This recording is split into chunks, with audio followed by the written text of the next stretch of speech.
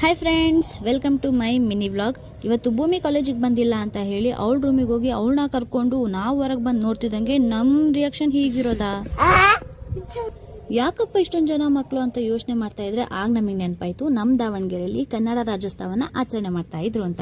ಅದನ್ನ ನೋಡೋಕ್ಕೆ ಲೆಕ್ಚರ್ಸ್ ಇಂದ ಹಿಡಿದು ಆಯಾ ಆಂಟಿಯವರು ಕೂಡ ಬಂದು ಹೊರಗೆ ನಿಂತಿದ್ರು.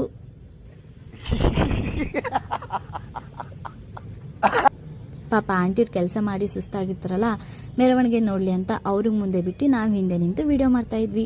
ಮಕ್ಕಳು ಮೆರವಣಿಗೆ ಮಾಡಿ ಸುಸ್ತಾದ್ರೆ ಇಲ್ವೋ ಗೊತ್ತಿಲ್ಲ, ಸೊ ಮೆರವಣಿಗೆ ನೋಡಿ ನಮ್ಗಂದ್ರೂ ತುಂಬ ಸುಸ್ತಾಯಿತು. ಸುಸ್ತನ್ನ ಕಮ್ಮಿ ಮಾಡ್ಕೊಳ್ಳೋಕ್ಕೆ ಟೀ ಕುಡಿಯೋಣಂತ ಟೀ ಶಾಪಿಗೆ ಹೋದ್ರೆ ಅಲ್ಲಿ ನಮಗೆ ಸಿಕ್ಕಿದ್ದೆ ಈ ಫಿಗರ್ ಎಲ್ಲೋ ನೋಡ್ದಂಗೈತಲ್ಲ, ನಂಗೂ ಹಂಗೆ ಅನ್ನಿಸ್ತಾ ಐತೆ.